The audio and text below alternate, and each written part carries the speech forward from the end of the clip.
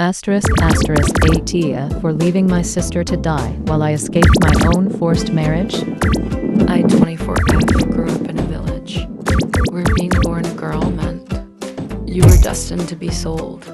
My family was poor, and in our culture, daughters are just a way to buy survival. When I was 16, I was sold off to a man nearly 3 times my age, someone known for his brutality. From the first moment, he hurt me in every way imaginable. I was nothing but property, his to use and discard. I tried to run once, but my family sent me back, telling me this was my fate.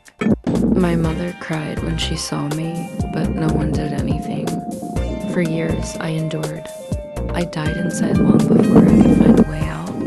I became numb to the beatings, the endless nights, and the constant fear.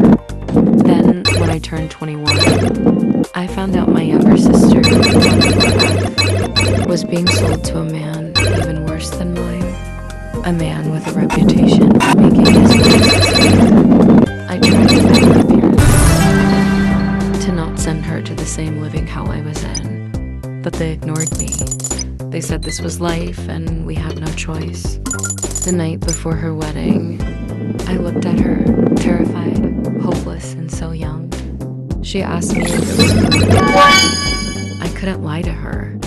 I couldn't even answer. That night, I made a decision. I ran. I left my home, my family, my sister behind. I fled to the city where no one knew me. I found work as a cleaner, living in hiding, always looking over my shoulder.